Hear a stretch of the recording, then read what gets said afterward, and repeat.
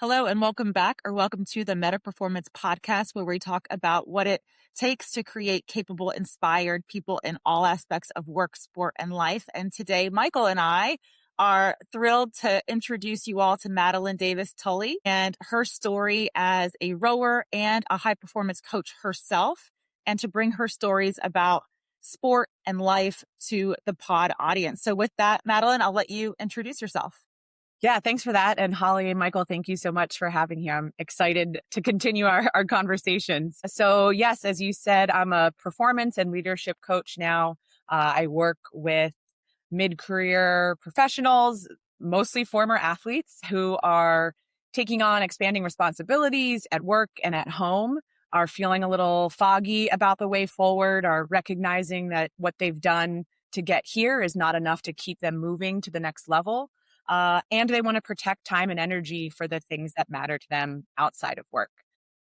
Before I started doing this a few years ago, I spent the first 15 years almost of my career as a collegiate rowing coach. I coached at Stanford, Ohio State, and Boston University, as well as the under-23 national team. So I've been around, I've had the good fortune of being around a lot of very high-performing environments. Amazing. And what keeps you working with high-performing environments? Because they're specific, high pressure, fast moving. What keeps you going back?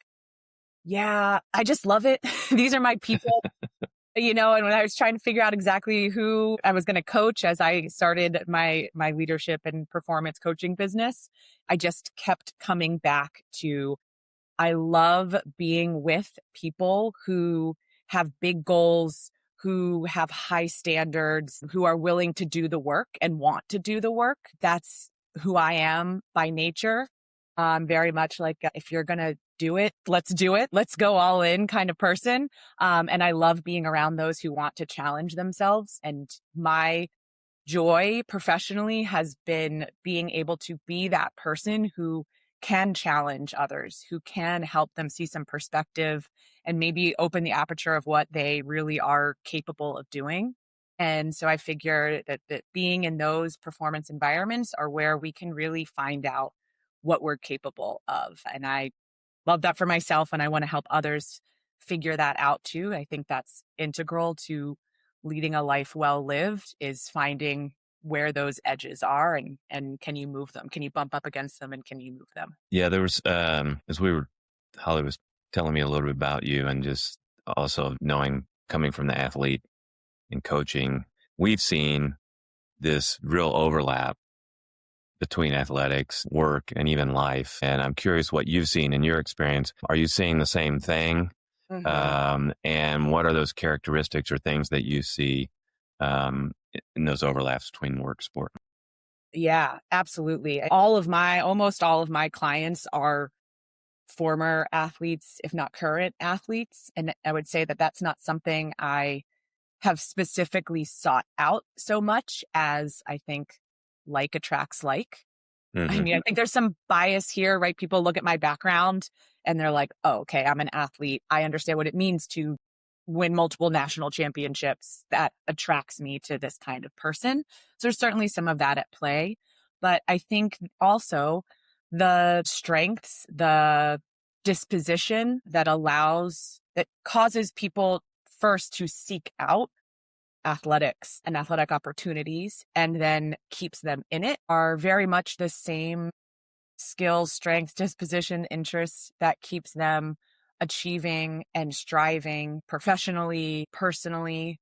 You see a level of discipline that's there, a level of expectation and accountability and standards that are there. There's a work ethic. There's a desire for improvement. I think that serves really well in all of those environments. And then, of course, on the flip side, like any strength, can get over-indexed on, right? And that work ethic that got you on the varsity team, that got you on the national team, that gets you the promotion, can also, when it's not done appropriately and thoughtfully and with a focused outcome, can lead to never being off, to being a workaholic, to not being able to protect yourself for the things that matter outside of that. And so that's where I come in. That's what I saw as I started talking to a lot of people, and certainly saw in my own experiences. And is that how because I love the fact that your kind of target client is that mid-career. Mm-hmm. Because I mean, I spent 30 plus years in corporate world, and in your early career, you're just happy to have a job and pay the bills. By the time you get up to the executive suite, pretty much, not that you don't need coaching, but you just need a different thing. But that mid-career is such a huge transition period for people, and transitions are always hard. Yeah. And I guess, was that just by design that's what attracted you to that level of being able to help people make that transition? And what are some of the biggest challenges you see these mid-career folks struggling with that you're able to help them out with? Yeah, it was very much by design. I knew that that was the stage in life and in development that I really wanted to work with because, as you said, I think early on, you're glad to be there. You're going to do what needs to get done. And as unpopular as it may be, like, I kind of think that's what you need to do, right? Early Mm-hmm. on, you got to say yes to a lot of things. You got to take the job that's the next best step for you. You need to show up. And I've also found that a lot of organizations will support their executives. They have some more opportunities and access to coaching, and that mid-level group, those mid-managers, for lack of a better word, get overlooked in that a lot. And I hear that in the people that I talk to. Oh, if I was a level higher, my company would pay for this stuff. But where I am, they don't, or it's not an inherent part of that. And I also think it's a critical point where if as people are transitioning from leading a small team to a larger team, or even from an IC to leading a team, they're having to think bigger picture, more strategically, and pull out of just doing, but now actually leading. And they're doing big things outside of that. Maybe they're starting a family. Maybe they're focused on training for the Ironman, right? They're doing big stuff out there that matters. And this is a point where if they approach it intentionally and thoughtfully and build good habits and build good systems now, they can apply that to the rest of their careers and the rest of their lives so that they don't get to a point in their late 40s, early 40s, 50s, where they're like, oh my God, how did I get here? What am I doing? And I don't know how to change now. And if they can establish that as they're kind of on the way up, they have the chance of really building a career and a life that is aligned with their values, that serves them, that allows them to achieve and be who they want to be very intentionally, as opposed to just falling in or sort of continuing along. You're mentioning something that we've heard from a handful of our guests consistently, which is the power of systems to help you change, transform, be more authentically yourself, or create a fulfilling life. And I want to kind of bring it back to something that you mentioned earlier, which is kind of the origin story of you into your coaching life, recognizing that yourself and other people, if they do too much of the same thing or maybe put too much pressure on themselves, lean in too hard, you didn't say this, but like white knuckle how they get performance, it can backfire. Mm-hmm. And I've definitely experienced that myself. And I'm curious if you see that with the clients that you work with in middle management. Basically, what's coming to my mind is, some people will do more of what they've always been doing.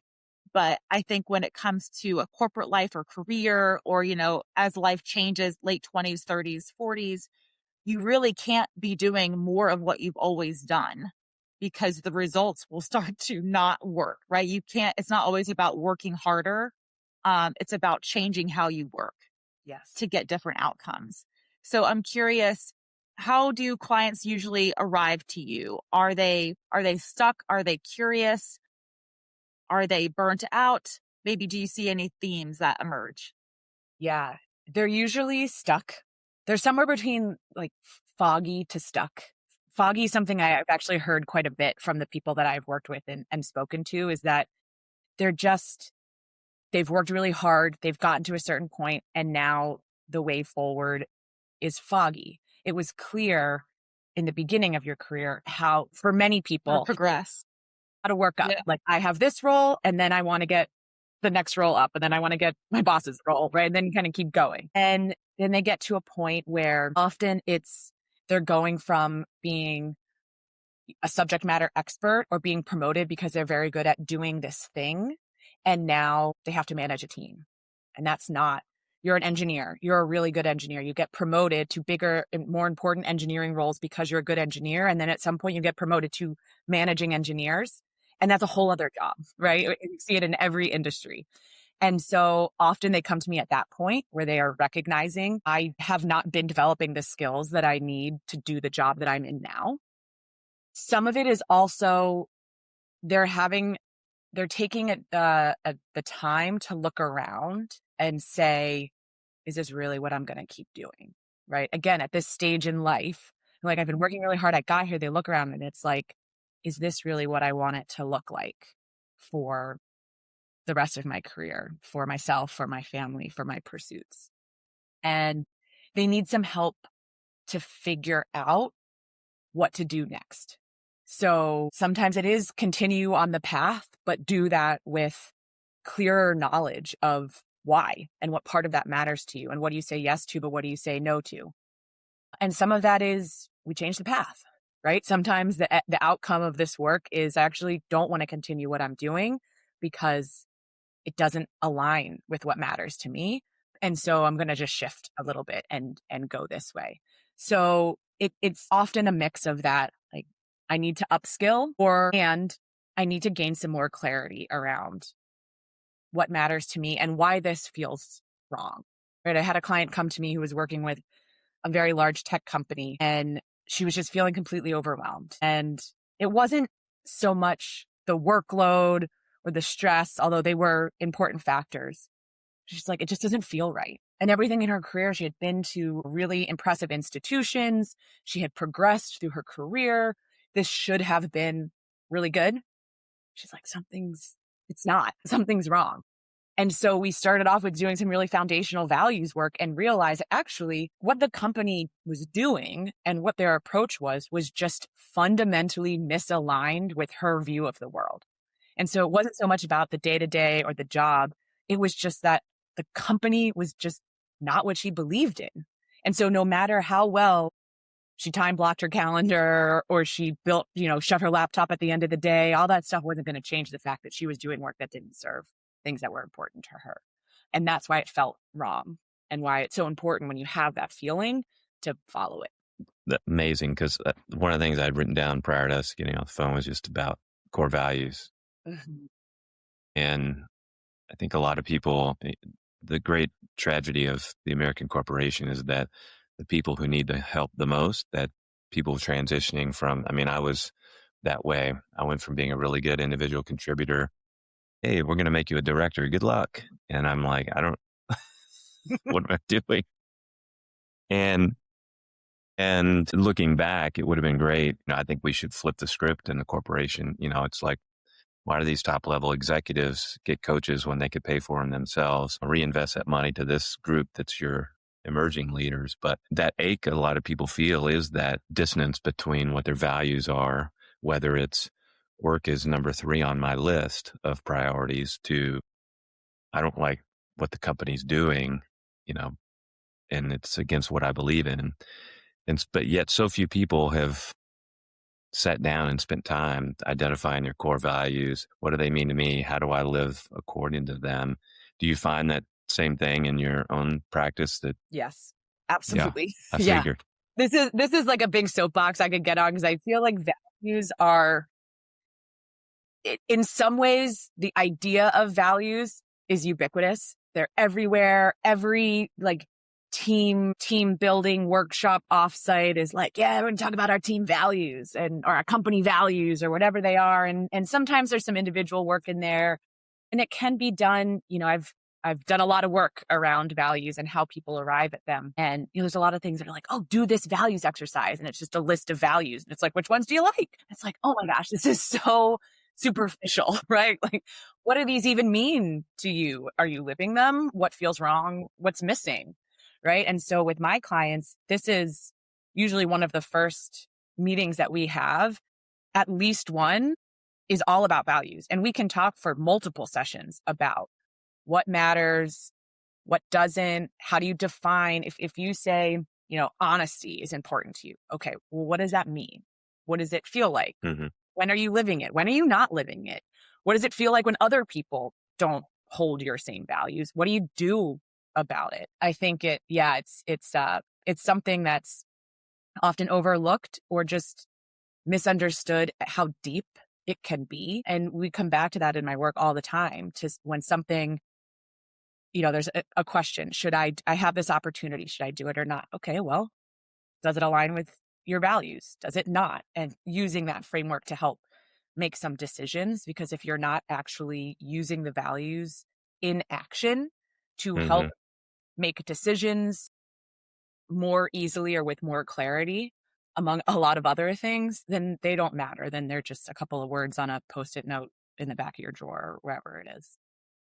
I Yeah. totally agree. And I know we work with clients in a very similar way, with values as being so essential for the foundation. And I always describe values as a compass. And Mm-hmm. once you have your compass built, then you can make value-based decisions. You can navigate your world with your compass. Yeah. And yes, tons of activities and actions. And if anybody's listening right now and they're like, oh, I think I know what my values are, but I'm not quite sure, definitely spend time or work with a coach to hold you accountable to create your values. And the concepts that you're speaking about right now, they're simple, but they're not easy. And as athletes, we know the value of a coach is to help you show up and do the thing. Like recently, I've been strength training more. So I have a trainer. And the reason why I have a trainer is because I have all of my equipment in my basement, but I don't go to my basement to do my strength training. I have to hire somebody to keep me accountable to reach my goals, right? I'm not ashamed of that. That's a system. Mm-hmm. That's a strategy for me to actually accomplish what I'm setting out to do. And like an athlete works with a coach to do the same thing, individuals, these middle managers, midlife individuals can work with a coach to help them create the strategy, follow through, and have that accountability that I think is so critical. And Michael, I love what you said about the corporate world should flip the script and invest in the middle management, the 80% or 60% ish, right? Versus the already high performing individuals, because most people, I think, kind of take on life completely solo with Mm-hmm. this assumption that we should have it figured out.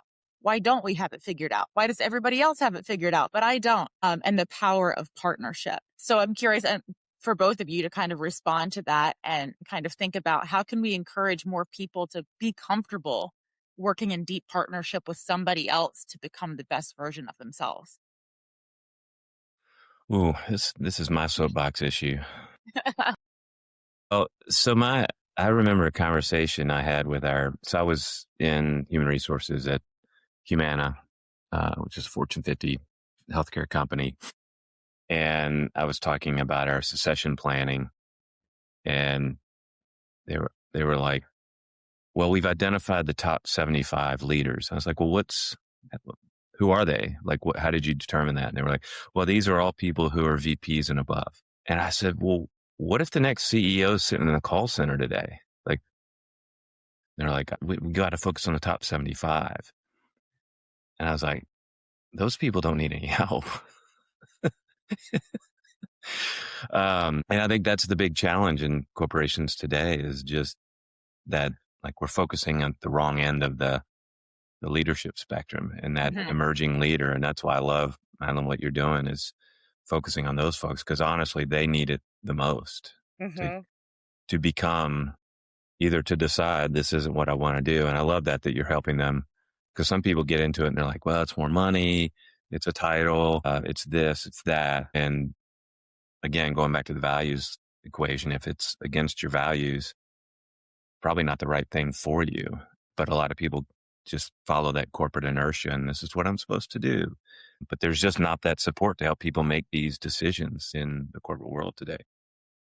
Yeah, I agree. And I'm looking at this from both sides, right? From the employer side of things, the risk of not investing in the emerging leaders is often overlooked and so high, because you never know, to your point, Michael, who that diamond in the rough is in the call center, right? If you're not looking outside the box to actually identify who are potential leaders or giving them enough exposure to real leadership development, not just every now and then workshop that everybody, half sleeps through, but real access to development and really investing in them, you don't know who's there. You don't know who could be a really effective leader. And from a business perspective, it's bad business, right? You're losing opportunities to develop internally, to develop your leaders. And by doing so, to develop buy-in and to develop a culture where the people there feel supported and invested in and trusted and feel like they have opportunities, not just sort of riding along some conveyor belt, as you said. And I think from the other side, from the individual side of things, it is really hard to decide, I'm on this path and do I need to get off of it? This is where, back to what we were talking about before, one of the benefits of coming from an athletic background is you've always had a coach. You had a coach in your T-ball league, you had a coach in college, you have a coach now for your strength training, right? You have a coach. And so whether they know it or not, this is a population that's already accustomed to coaching, to being coached, to having a partner, to having somebody who trusts in them and can challenge them and has their best interest at heart. And so I have that conversation a lot with people who are like, I have no idea how this coaching works. I've never heard of it. I don't know what it looks like. I'm like, you do. You've had a coach. Now this is just, not on the river or on the basketball court. So there's already I think a predisposition to that. But those, that challenge of just advancing through and actually stepping back and looking at where you're going and does it align with values? That was my personal experience in leaving rowing and getting into this kind of work, because it's all I had been doing since I graduated college. I spent a year working at a high school and coaching their team, and then went right into collegiate rowing. And I just replaced one form of achievement and progression with another. So like, okay, I can be an assistant coach at the best lightweight program in the country at Stanford.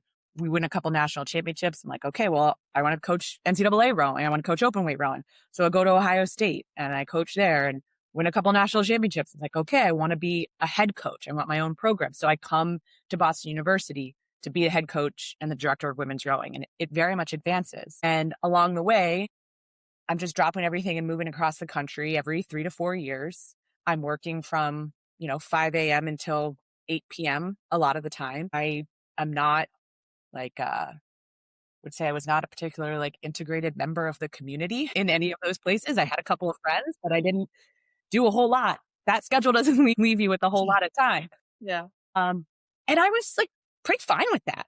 That's what I wanted to do. I wanted to work hard and advance. And I wanted to prove to myself that I could be a head coach and lead my own program. And I did that. And I knew I had advanced the culture. We won the conference championship and got back to the NCAAs for the first time in a while. I felt like I had achieved what I had set out to do there. And then back to the values point, I'm a firm believer that values do shift over your life and they ebb and they flow. And so younger, it was like, do the best work that I can do, follow the next best thing. Well, then I got married. I had my first child. Suddenly, leaving the house at 4:45 in the morning wasn't just a nuisance, but now I'm leaving a child here. And so now values are changing, and being able to show up for my family and be present for them became a much more important value than it did to just advance. And that's how I came to understand that I needed to shift and do something else.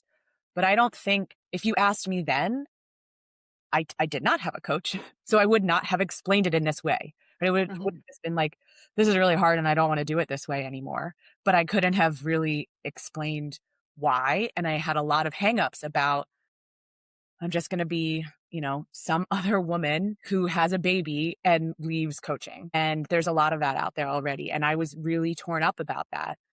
And the more I came to understand my how the values were shifting, I could be more at peace with that because I knew what I was doing was in service of my values and that I don't have the responsibility to solve all the women in coaching problem, which is a whole other conversation. It's interesting. And I love the fact that future client is, you're right. So many people, have played t-ball, they've played soccer or whatever growing up. So they have had coaching, they've had experience with coaches. And I'd love to get your take on why is there such hesitancy?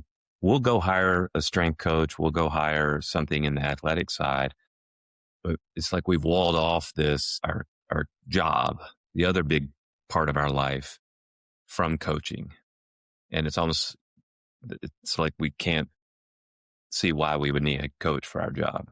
Yeah. It's so much more personal and intimate than sport coaching, I have found. It's easier for a lot of people to say, I've run a 3:45 marathon and I want to get to 3:30. Cool. It's very objective. We can measure it. It is not an indictment of your character that you're running this pace and not that pace. And to be clear, it's not an indictment of your character to want some support to figure out what to do next in your life and career, but it feels so much closer to your character and to who you are and to personal failings or achievements that often I've found that people just would rather not get there, right? It is really uncomfortable, but it's not uncomfortable in like a run faster, lift heavy kind of way. It's uncomfortable that you have to confront some things about yourself and why you've made decisions the way that you've made decisions before and how do you make them going forward. That's a lot. I wouldn't say it's more uncomfortable, but it's just very differently uncomfortable and much more personally uncomfortable. And I think that can be hard to touch for some. Yeah, that's a great insight. And I think you're spot on. And Holly and I've always talked about how important trust is in the coaching relationship. I tell this people when I'm meeting them for the first time, it's like, if you get any sense that you can't work with me or that you're not going to be able to trust me, it's like, we should not work together. Because you're going to tell me a lot of things that are really personal because that's how we're going to grow and help you grow. So, obviously that develops over time.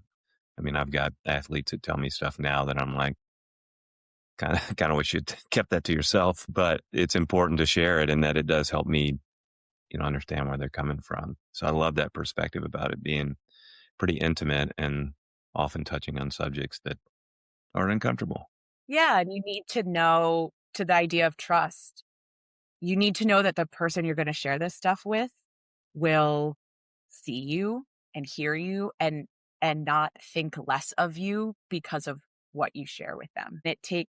Some are more willing to do that earlier. Others, it takes a lot longer to get there, but it's knowing that you can say these personal things, these concerns or questions or doubts, and that the other person is going to continue to respect you, right? And like you and work with you despite and maybe because of those things that you've shared. But you have to earn that trust. That trust has to be earned. Right. And it's a reason why as coaches, we practice having a non-judgmental stance. Exactly. And listening and hearing and staying with our client, not reacting to maybe their emotions or what they may say. And I think that's one of the hallmarks of a great coach is maintaining a non-judgmental stance. And Madeline, I love how you have talked about, the challenge that comes with evolution and change and truly how we are meant to evolve. We are meant to change. It doesn't mean it's easy. Doesn't mean it doesn't come without challenges. And, how we work, all three of us, frankly, is all about helping people perform in a way that's meaningful for them.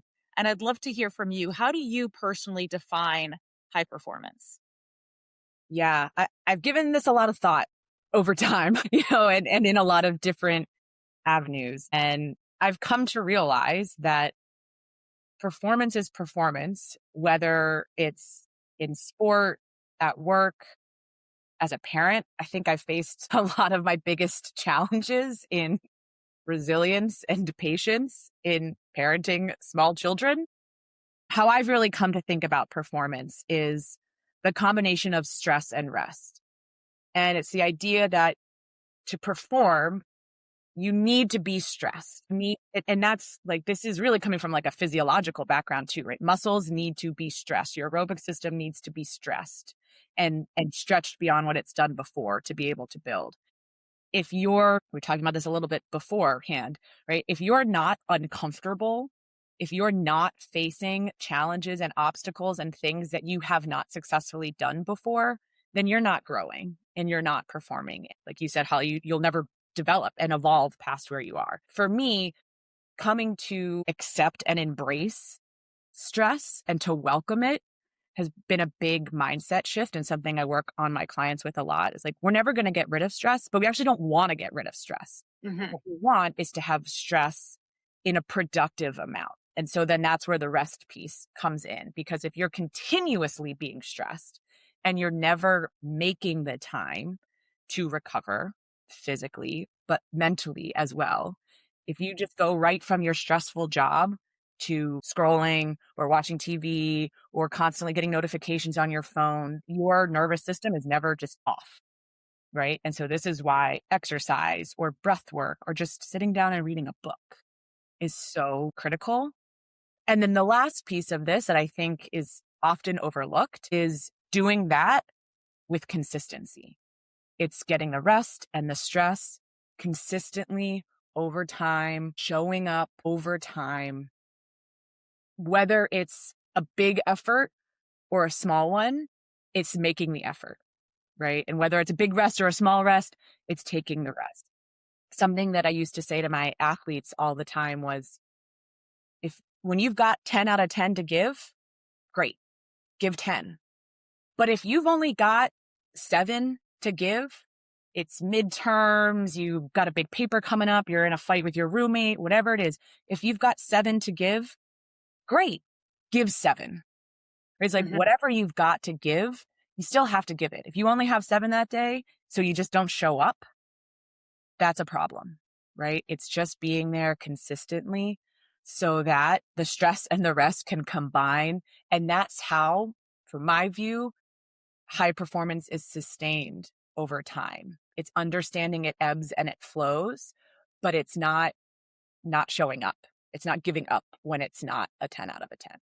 Mm-hmm. Yeah, that I've been a ton of thoughts in my head, but then reading, I mean, in Buddhism, they talk about that you really do have to, lean into the discomfort. And, in this current world where the minute I feel bored or anxious, I'm going to pick up my phone or I'm going to play a game or something, versus trying to think about why is this uncomfortable for me? Why am I feeling anxious about this? And start to, as they say, think about your thinking and start to pull that apart, because in there is the learning, the growth is understanding what it is that's causing you this discomfort. But we so often reach for social media, other things, alcohol, other things to distract us from this discomfort. And we miss, it's really a missed opportunity for personal growth to lean into that. It's not easy. It's not fun a lot of times, but it is the place where we do grow by leaning into that discomfort. We all have so much wisdom within us, but if we never turn down the volume on the noise, we can't hear it. This is the classic, the best ideas come in the shower. Now you've got waterproof speakers, you just bring it to the shower. So you don't ever have to think there either. But that's something I've been trying to do consciously for the past little while now, is just, there's that tendency, you're waiting in line at the grocery store. Like, I'll just pull out my phone real quick. Something like that, right? It's just to not pull it out. Just leave it there. Leave it in the other room. Don't pull it out of your bag. And you've got 2 minutes here or there to think. Maybe it's 30 seconds here and there just to think. And that starts to quiet the other noise and allows your inner voice to come out. And it's not always like, I've had the answer all along, you just weren't listening. Sometimes that's great. But sometimes it's just like, oh, for me, it's like, have you remembered to check in with that friend you haven't talked to in a little while? It's like, no, I haven't. I got to go do that. It's just kind of keeping you in touch with the things in your life that matter. But when it's just you're moving from one stimulus to the next, you never hear that. I love that a lot of what you're saying, and like giving what you've got to give. It doesn't need to be perfect. Mhm. And how easy it can be for us or our brains to hold us back from even showing up when we feel like we're starting at 70% and not 100%, and how Mhm. that can magnify across so many aspects of life. And I'm curious, as we're kind of wrapping up our conversation, how are you challenging and growing yourself lately? I really do love being uncomfortable. I think that's a gift that I've learned through endurance sport. Is I don't know that I was always that way, but I really seek that out. I get bored really easily if I'm not being stretched. And so I'd say in the grand scheme of things, I've been more stretched than at any other point in my life these past several years, as I've left the only career that I've known and have built my own business while having two children and starting a family. I'm constantly uncomfortable and in places that I haven't been in before and doing things that I haven't done before. So seeing that professionally, personally, as a parent and a partner and an entrepreneur is great. I mean, sucks at times, right? It's really hard and I mess up and I fail, but I really try to remind myself of what a privilege it is to be able to fail at these things that were never even options that I thought I could have. And so that mindset is really important to me to hold on to. And more concretely, something that I'm always trying to do now in this kind of coaching is just to continue to learn and to train. And so I'm in a training program now that is really uncomfortable and really stretching me, but is also putting me in a community of other people who want to do that. And so that community piece of it is really important. And learning new ways to approach coaching or to work with clients in just all ever expanding ways, I love, because this is a profession and a calling that can take so many different shapes and so many different forms. And there's so many different flavors to it. And every one of we have a lot of overlap, the three of us, and we bring our own unique approach to it. And every coach brings their own unique approach to it. And so I kind of feel like I could just continue to learn about it forever, which is the plan. So I love being able to do that in this really focused program now, and to be able to just continue doing that. And then the other piece on the physical side, as we've talked about before, is I've got the high rocks bug. So I'm very into that now. I've done the individual and I've done the mixed doubles with my husband, and I like the slowly but surely the garage gym just keeps growing and Yeah. as it has a tendency to do. And so did I ever think I was going to be rolling out a carpet in my driveway at 5 a.m. in January so I could push a sled across it? No, I didn't. That's an insane thing to do. As I've learned through my work, one of my values is craft and is learning new crafts. Step back for a second. This is why it's so important to know your values, is because at first I was like, why do I just keep jumping from thing to thing every couple of years? Like, oh, I'm going to do triathlons. I'm going to do CrossFit. I'm going to do marathon. I'm going to do high rocks. Like, why can't I just stick with it? It's like, actually, what I enjoy is the process of building a craft and doing something new and being really uncomfortable. And that understanding that has helped me have a different appreciation for taking on a new challenge. So all that is to say, I'm doing a lot of running and moving heavy things. That's beautiful. I love that value of a craft. And as somebody that's been in multiple sports myself, I definitely resonate with that.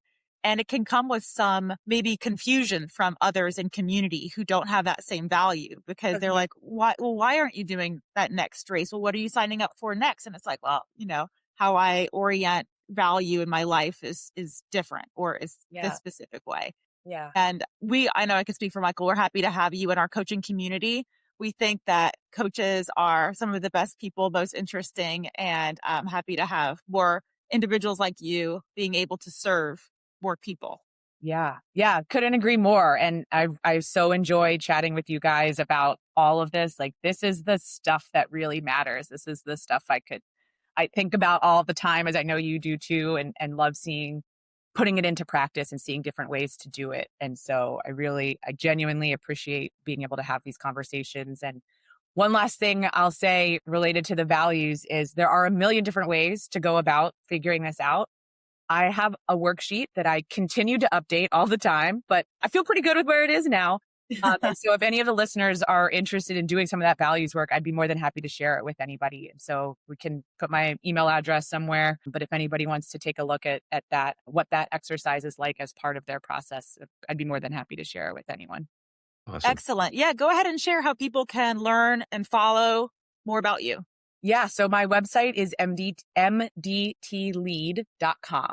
And I'm on there, pretty active on LinkedIn, Madeline Davis Tully. And I also have a Substack, which has been a lot of fun. Speaking of craft, getting back into writing things longer than an email and a text. Mm-hmm. And so I've really been exploring a lot of these ideas that we've been talking about as well. So if anybody wants to follow along, they can find me MDT Lead on Substack.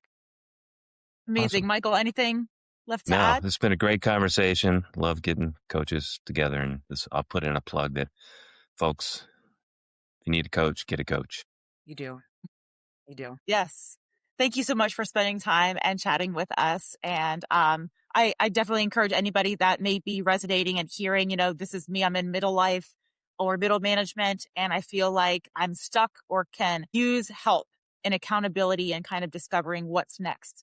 Reach out to Madeline. I'm sure she'd be happy to help you. And thank you again for taking time and sharing your story with us. Yeah. Thanks for